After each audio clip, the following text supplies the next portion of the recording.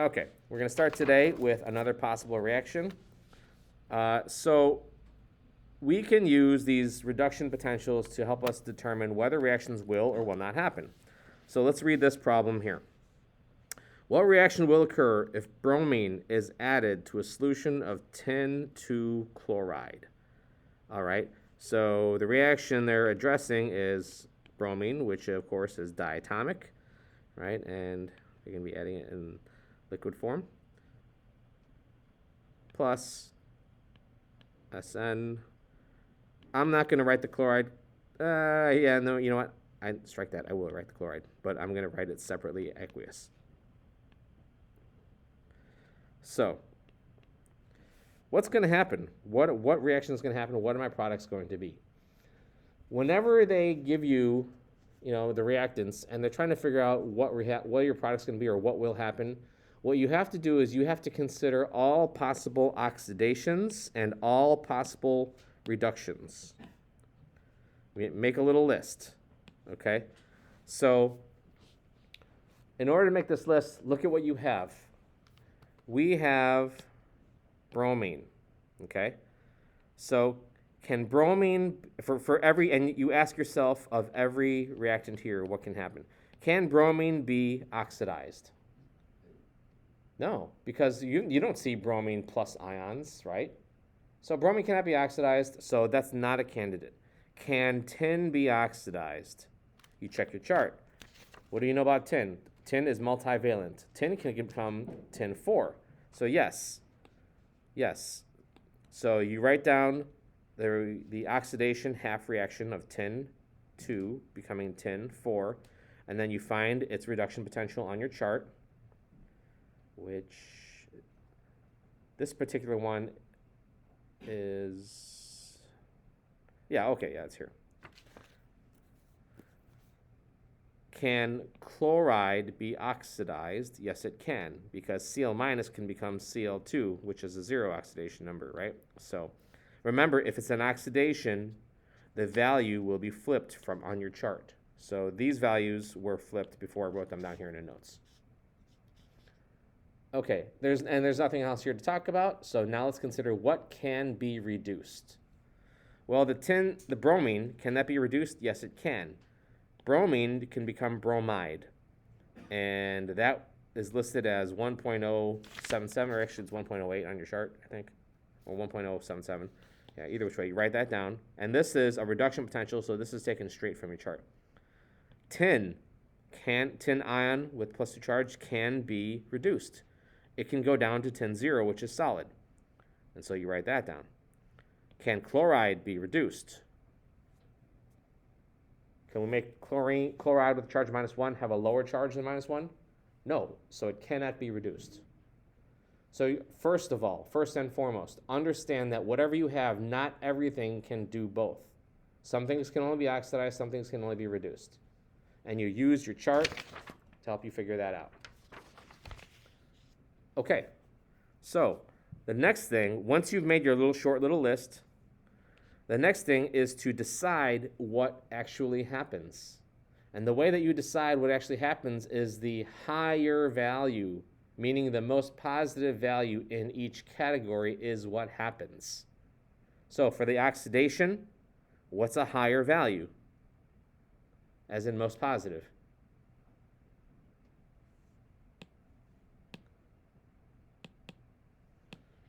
Not a trick question. This is more positive, right? Negative 0.15 is more positive than negative 1.36, right?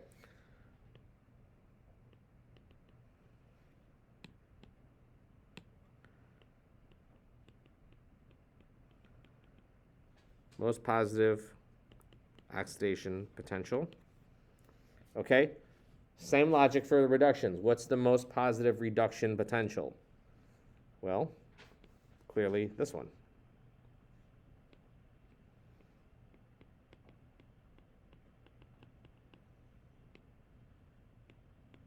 So those are the two half reactions that will occur. And now we combine them into one equation. So we're going to have 10 plus 2 plus Br2 form 10 plus you know what? Sorry, I'm getting ahead of myself. Let's back this up because we have to account for electrons. Okay, so 10 plus 2 goes to 10 plus 4. This is an oxidation, right? So that means loss of electrons. Okay, so we write the other one, Br2 plus 2 electrons to form 2 bromide. And so E cell is equal to E ox plus E red. E ox is negative 0.154. E red is positive 1.077. Therefore, add them up.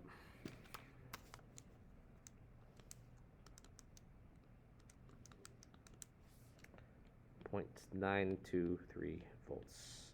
This is a spontaneous reaction because the voltage is positive.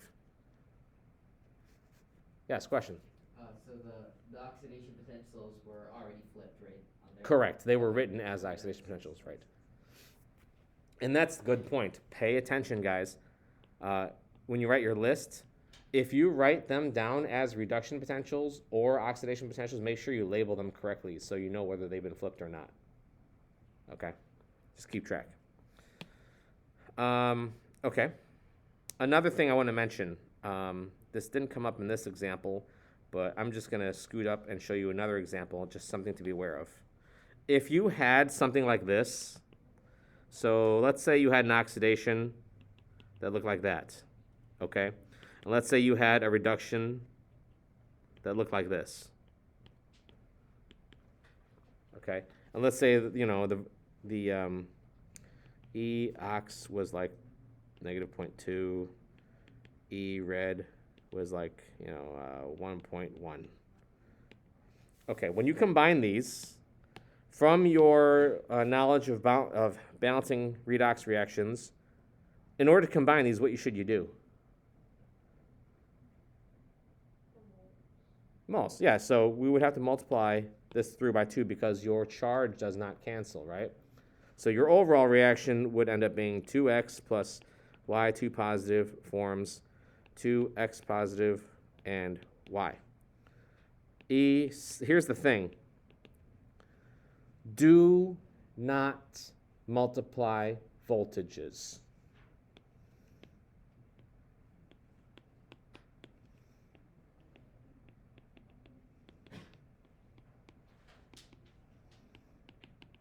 Meaning, when you add these up and come up with your overall cell, you just add up the values that are here. And the reason why is because the voltages are an intrinsic value. Think of them like a density. Just because you have more gold doesn't mean the density of gold doubles. Do you understand? The value, the voltage is on think of it as a per electron basis. So it's already accounted for. Okay, so never multiply voltages when you're determining E cell. Just take them as you see them. The only thing you will ever do is flip the sign before you add them. Okay, that's important. I just wanted to stress that. Very, very, very important. Okay, let's try another one. So a piece of iron is placed in a solution that contains the following ions. We've got potassium, you got silver, you've got copper, and you got zinc. Determine which of the metal ions will be reduced by the iron by determining which metals have a higher reduction potential than iron. Okay, so which one of these will be reduced by iron? So what you're doing is you're comparing all of these to iron, right? In any one of these reactions, you're looking for something to be oxidized, something to be reduced. Well, clearly iron is the only solid here, so iron is the only candidate for oxidation. All right, so your oxidation would be this.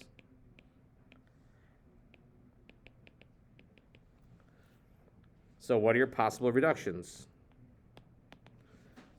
Well, your possible reduction is K plus goes to K. And let's find some values as we do this. So can someone tell me the reduction potential for potassium?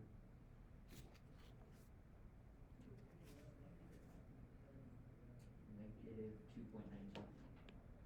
Okay. Silver is also a reduction possibility. What's silver's? 0.8. Okay.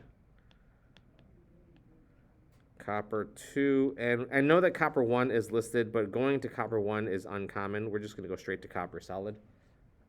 What's that potential?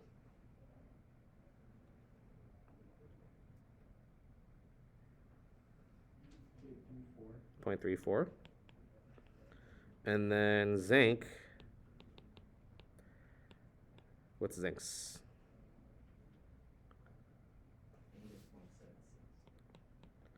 Okay. We didn't write the oxidation potential for iron, so let's find oxidation's potential.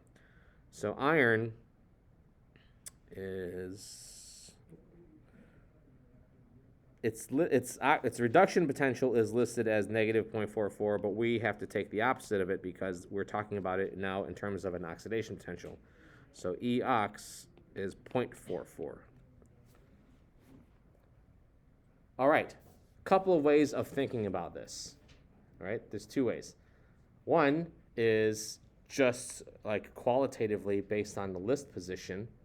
So if we want iron to be oxidized, the only way that iron will be oxidized is if you are pairing it with an element that is more easily reduced.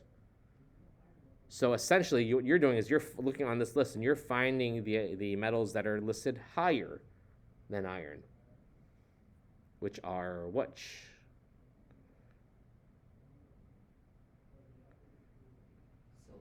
Silver, yes.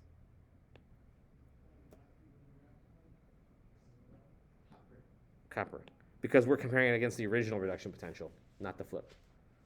So that's one way of thinking about it. Okay? But let's say that you were asked to justify this mathematically. Which of these could be reduced by copper? Show your work. Well, what you would have to do then is you would have to combine these, and what are you looking for to determine whether the reaction happens? Yes, the voltage. Then you're going to see if you net out with a positive voltage. Okay, so if we had Fe and Fe plus 2, E ox would be 0.44. And if we combine that with K plus goes to K, and E red is -2.92, you would not end up with a positive voltage. You're at -2.48, right? So a negative voltage is not spontaneous or not thermodynamically favorable. Right? If we were to prove that silver is reduced, we would go about it the same way.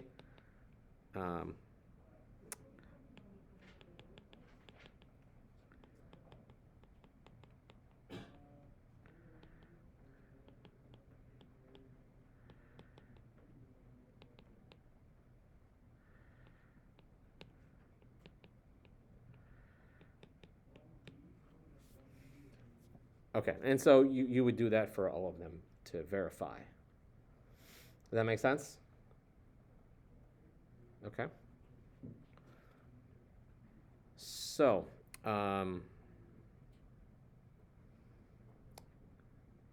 okay. While we're here, or what do I have room? I don't. Okay, I'm gonna make some room here. Oh wait, what am I doing? I can just move stuff around. Here, I'm gonna just slide this over. Okay. So, what would happen if I had H plus and copper metal? You know how in a lot of labs we combine a metal with an acid and we expect to get hydrogen gas? Will we get hydrogen gas here? Let's figure this out. Because what would happen is we would expect, in order to get hydrogen gas, the copper would have to be oxidized and the hydrogen would have to be reduced. All right, so it would look like that. Let's calculate whether this is a spontaneous reaction or not.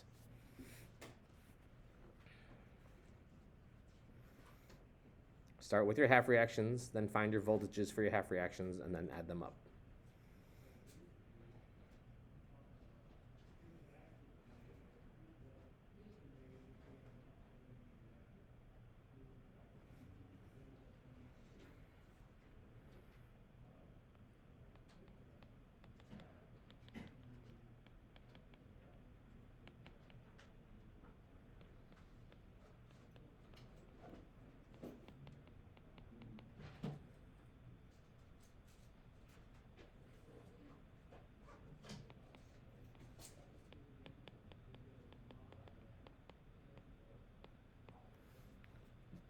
All right, so for each cell, I get negative 0.34 volts.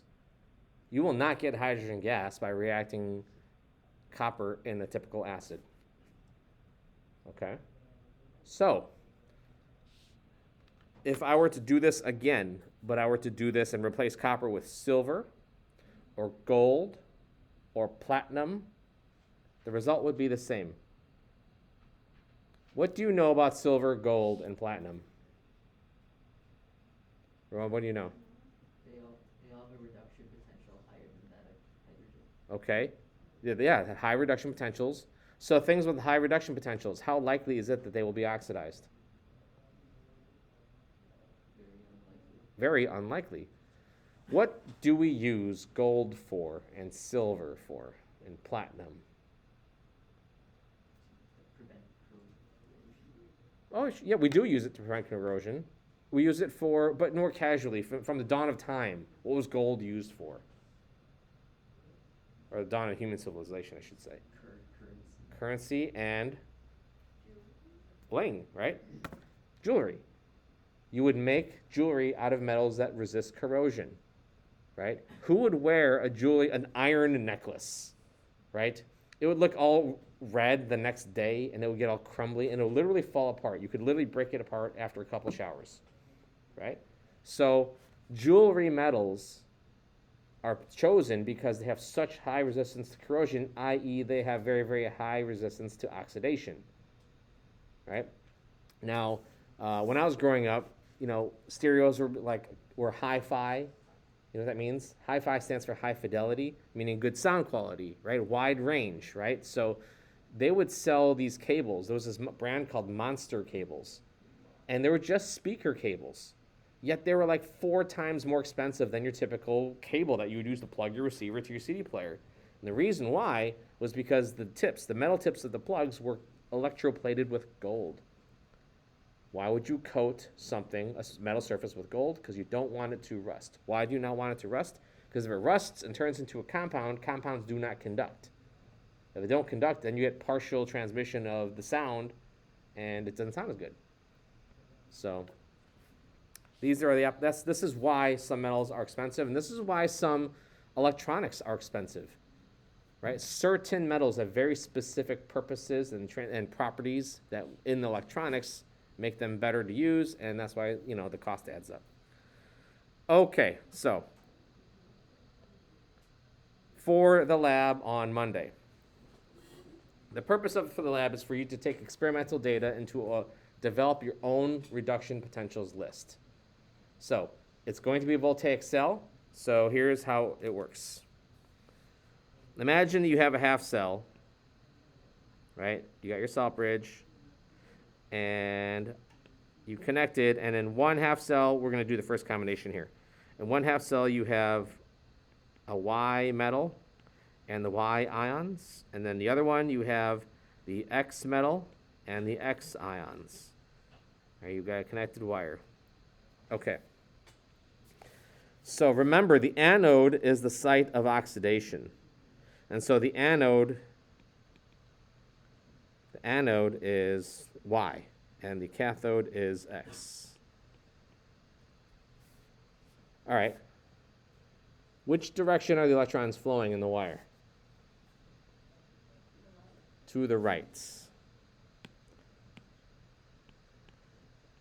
Oxidation is occurring in the anode. That means Y. What's going to happen to the mass of Y? It will get skinnier and skinnier. It'll decrease in mass because you're producing more Y ions. On the flip side, the cathode is where reduction is occurring. So the X ions are going to be reduced on the surface, and the cathode is going to increase in mass. It's going to become plated with X metal. Okay, and so the potential, the voltage between these two is going to be 0.34 volts. Now, in this lab, metal X is the reference. And what that means is X is connected to everything. Just like on your reduction potentials table, Y was connected to, or hydrogen was connected to everything. So the goal here is to figure out a reduction potentials table. And so to do that, just somewhere write a table, and somewhere just write down X plus goes to X, and its potential is 0, because the reference value is always set at 0. Okay, now let's examine this a little closely. So if we know that the reduction potential for X is 0, that means that Y is being oxidized. And if you know the voltage between the two is 0.34, then we can figure out the reduction potential of Y, because we know the reduction potential of X. So E cell equals 0.34. E cell equals equals E red plus E ox. E red is known. E cell is 0.34. The oxidation potential of Y, therefore, must be 0.34.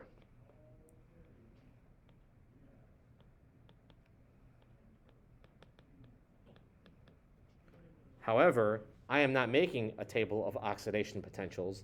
I am making a table of reduction potentials. So what is the reduction potential for Y, and where does it go?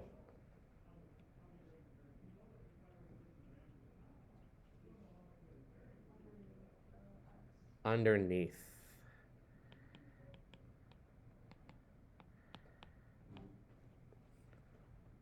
You're recreating a chart just like the one I gave you.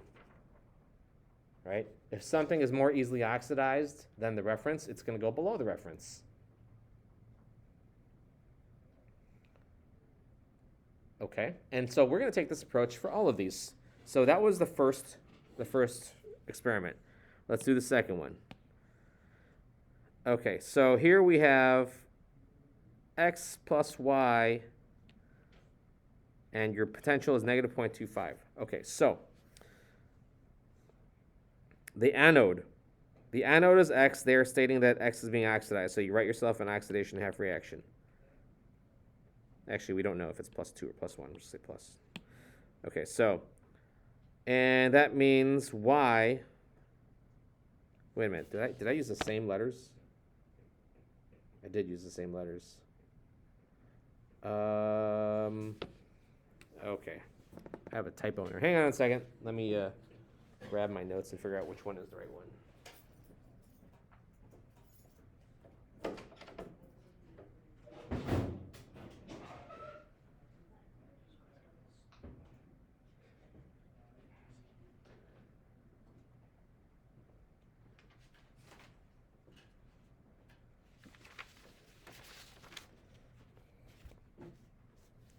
Okay, my bad. This here is not X. This is the letter Z. Z.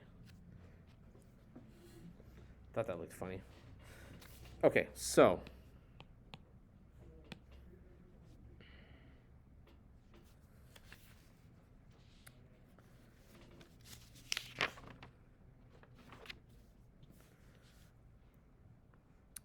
Z is the anode, so Z is being oxidized. And then Y must be the cathode, so Y is being reduced. So E cell equals E ox plus E red. Well, E cell is negative 0.25. Okay. And what do we know? Do we know this is the oxidation, this is a reduction. We don't know two of those, or do we know any of them? We know Y. Okay, so Y's reduction potential is negative 0.34. So that's going to allow us to figure out the oxidation potential for Z, from which we can get the reduction potential. Right, so negative 0.25.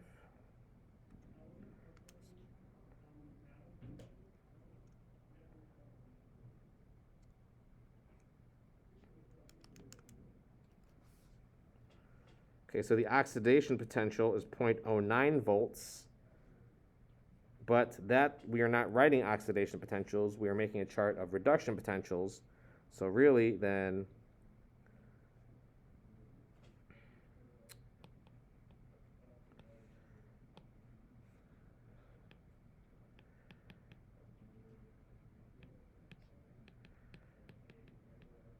it's negative 0.09.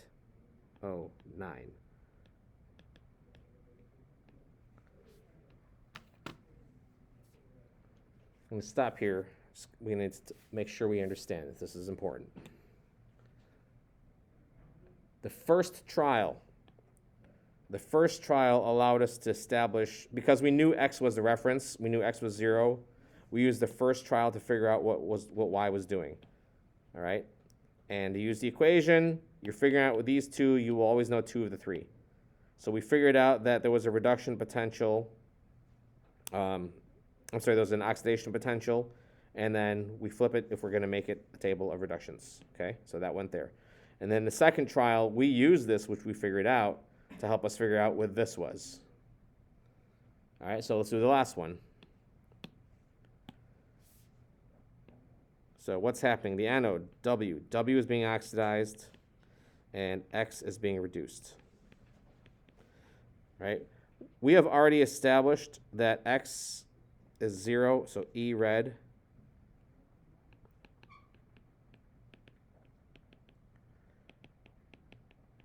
E red is 0. They're telling us that the cell potential is 0.76. Therefore, what is the oxidation potential for W? Well, it must be 0.76. But if it's 0.76 as an oxidation potential, when we write it as a reduction potential, we have to flip the sign. So that means W plus goes to W, and its reduction potential is negative 0.76.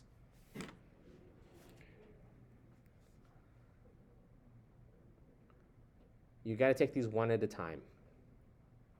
If it seems like there's something that you're missing, skip that trial and go do another one, and it might provide you with something that can help you with the one that you couldn't do. All right? At the end of the day, you need to rank these in a reduction potentials chart. And you will, in this particular one, 0 is the highest value, but in others, you will have values above 0. Okay? So this is the premise of the lab. You're going to have a bunch of unknown metals and solutions. You're going to combine them. You're going to record, and you're going to figure out what individual potentials are, and you're going to write them in a reduction potentials list. Will there be a reference like this lab? Yeah, and in the lab, I'm going to have you connect all of them to one specific metal. So you will have a reference, yes. Okay, should also mention at this point that the cathode in a voltaic cell is always going to be positive. And that should make sense, because if electrons are drawn towards it, the cathode itself is positive. The anode in a Voltaic cell is negative. Right? Think of it as electrons are leaving because that side is too negative. Okay? So in your table, sometimes you will see this and it will be written such like this, and that's meant to help you out to understand the flow of directions, the flow of electrons, where they're going. Okay. All right, so there's one, so that's a precursor. This is essentially how you do the ASA. There's one last thing I want to talk about. I'm going to fast forward a little bit. I'm going to pass through all this. We'll do that later.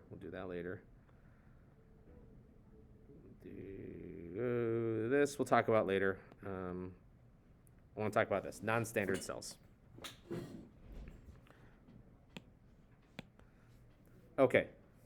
When we say non-standard cell, what that means is your conditions are different than standard.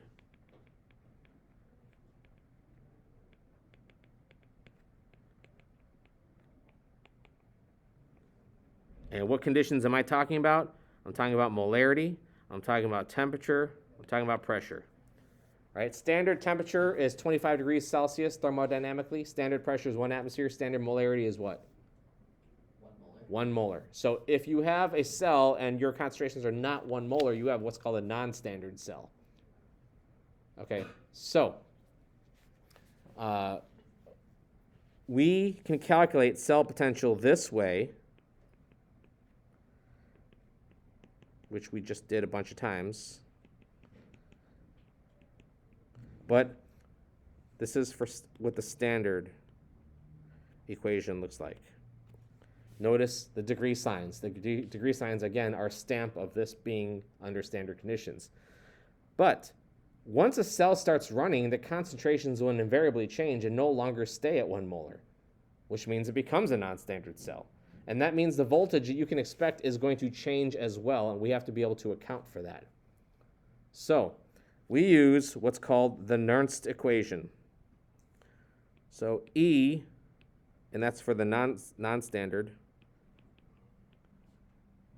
is equal to the standard voltage adjusted by, and you're going to subtract 0.0592 divided by N, N being the number of moles, number of moles of electrons, times the log of Q. Q, what's Q? From equilibrium Q. Remember, Q is your initial, or whatever the current concentrations of products over reactants are.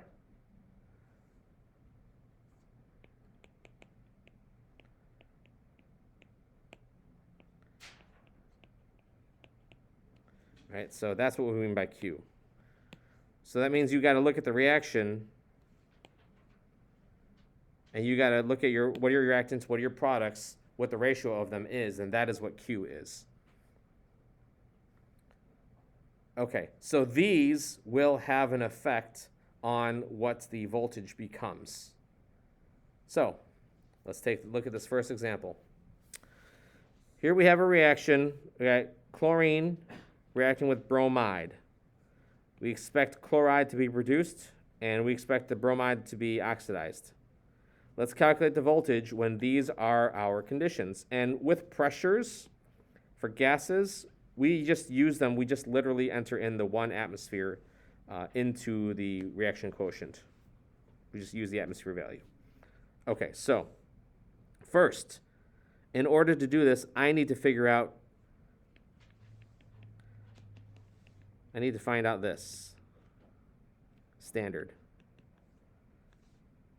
because my equation hinges on the adjustment of what the standard voltage is, so I have to find that first. So that means you got to look at this and figure out, okay, what are my half reactions?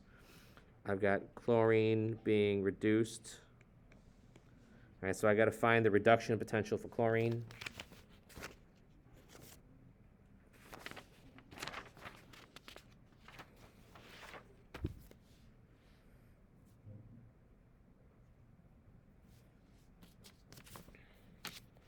Which is 1.36. Okay. I've got to find the oxidation for bromide.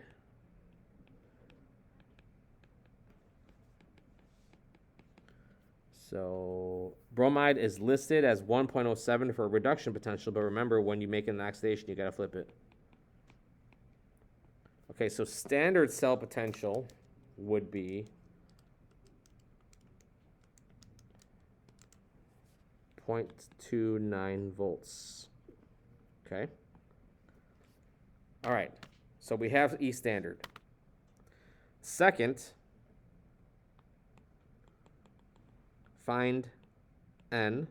Now, N in this context is the number of moles of electrons transferred. So I didn't write the electrons in here, but here they are. 2 electrons there, 2 moles of electrons here. So there's a gain of 2 electrons and a loss of 2 electrons. So N is 2.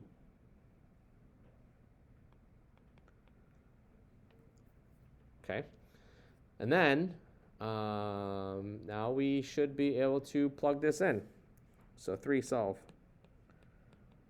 So E is equal to 0.29 volts minus 0.0592 over 2 multiplied by the log of Q, concentrations. So I should insert a step here. Before we solve, we got to find out what Q is. So step 3 is actually find Q. Step 4 is solve. So let's find Q. Q for this reaction would look like this.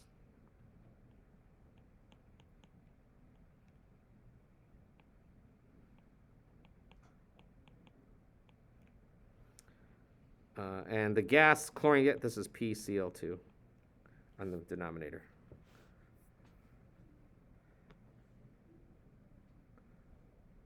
Does that make sense, guys? How I write Q? Products over reactants. How come I'm not including bromine? It's a liquid, it's a condensed state, and we never use condensed states in the law of mass action. All right, so let's substitute those values in and find out what Q is. So they said the concentration of chloride was 0.010, and that's got to be squared. The bromide concentration was 1 molar, and that is squared, and the pressure for chlorine was 1 atmosphere. So really, this is just 0.01 squared, because you're dividing it by 1, divided by 1. Okay, so Q is 1 times 10 to the minus 4. So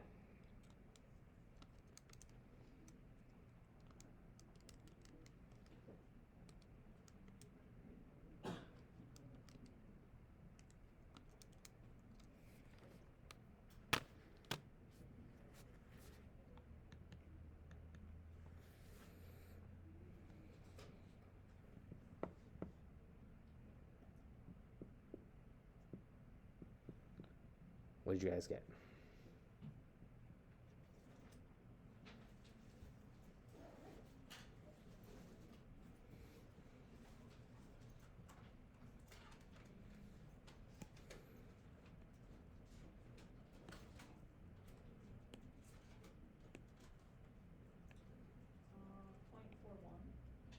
Yes.